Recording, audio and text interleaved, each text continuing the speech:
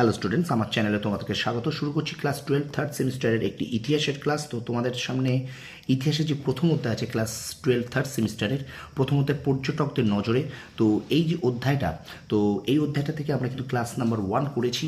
তো দেখে নাও যে প্রথম ক্লাসটা যারা মিস করে গেছো, ক্লাস 1 থেকে কতটুকু আমরা পড়েছিলাম সেটা আমরা এখানে তোমাদের সামনে দেখাচ্ছি। এগুলো সবই কিন্তু আমাদের হয়ে গেছে, ঠিক আছে? এগুলো সবই কিন্তু কমপ্লিট করে ফেলেছি।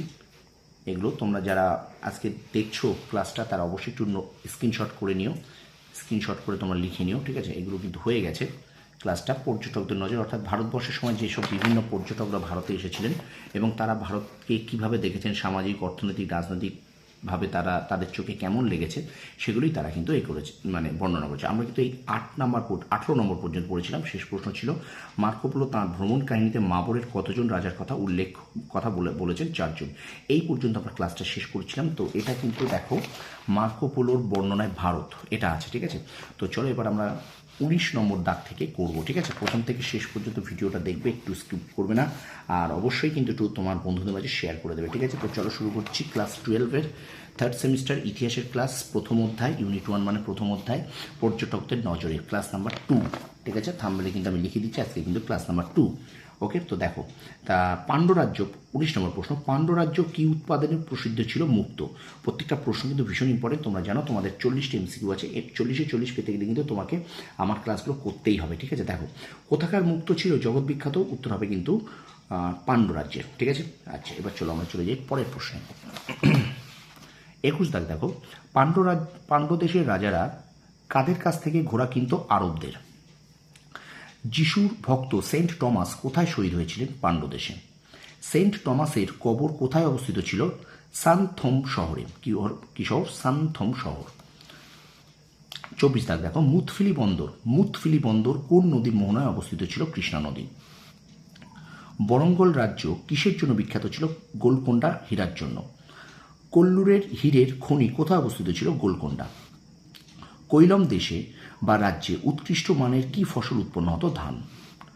কৈলম দেশে কোন কোন গাছ দেখা যেত? গোলমরিচ আর চন্দন। খুব মন দিয়ে পড়বে, এগুলো কিন্তু প্রত্যেকটা এমসিকিউর জন্য ভীষণ ভীষণ ইম্পর্টেন্ট, ঠিক আছে?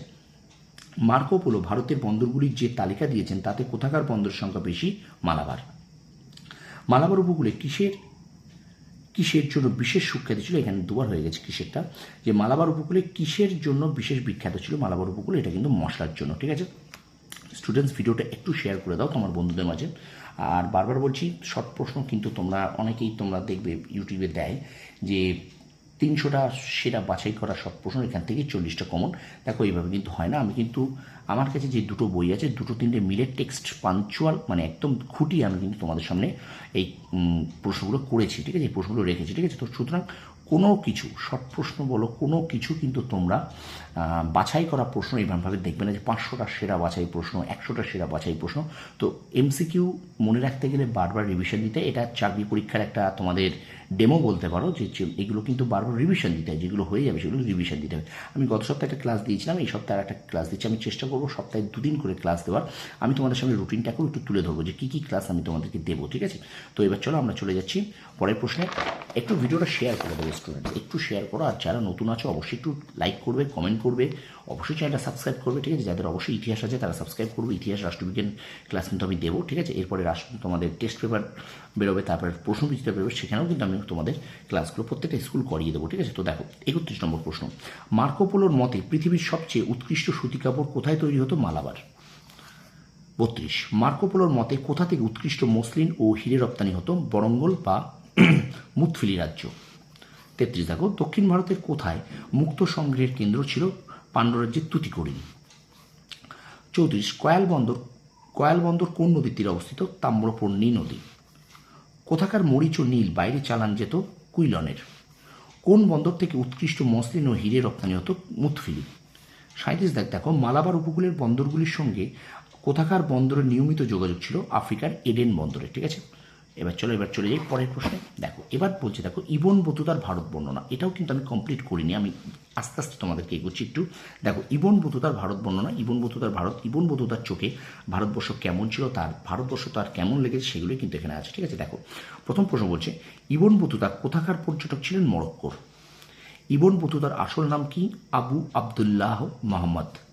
3 নম্বর, ইবন বতুতা কোথায় জন্মগ্রহণ করেন? মরক্কোর তানজিয়ের শহরে। পরের প্রশ্ন, ইবন বতুতার পারিবারিক পেশা কী ছিল? বিচার বিভাগীয় কাজ এবং দাতব্য সংস্থা পরিচালনা। ইবন বতুতা কোন সুলতানের আমলে দিল্লিতে আসেন? মোহাম্মদ বিন তুগলক।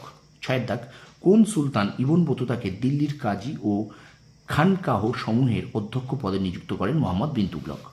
7 নম্বর দেখো, মোহাম্মদ বিন তুগলক ইবন বতুতাকে মঙ্গল শাসকের কাছে সুলতানের দূত হিসেবে কোথায় যাওয়ার নির্দেশ দেন?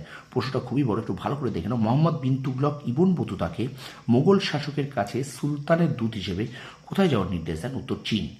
8 নম্বর প্রশ্ন দেখো, কিতাবুল রেহলা গ্রন্থটি কার লেখা? Ibn Battuta. এবং আজকের ক্লাসের শেষ প্রশ্ন দেখো, ইবন বতুতা কোন ভাষায় কিতাব উল রেহলা গ্রন্থটি লেখেন? উত্তর হবে আরবি ভাষায়। তো স্টুডেন্টস, এই ছিল আমাদের 2 নম্বর ক্লাস, ইতিহাসের ক্লাস 12 থার্ড সেমিস্টারের। ভিডিওটা ভালো লাগলে অবশ্যই লাইক, কমেন্ট, শেয়ার করবে, বন্ধুদের মাঝে বেশি করে শেয়ার করো।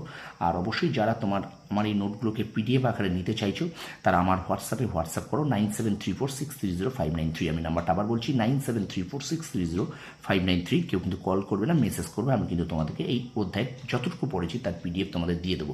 তো ক্লাস নাম্বার 2 ইতিহাসের হয়ে গেল, এখানে শেষ করলাম পর্যটকদের নজরে এই অধ্যায়টা। তো ভিডিওটা ভালো লাগলে আরেকবার বলছি, লাইক করবে, কমেন্ট করবে, শেয়ার করবে। আর আমার চ্যানেলে যারা নতুন আছে তারা অবশ্যই চ্যানেলটি সাবস্ক্রাইব করার পাশে থাকা বেল আইকনটি প্রেস করে রাখো। তোমরা সফল হও, তোমাদের সাফল্য কামনা করি। ধন্যবাদ।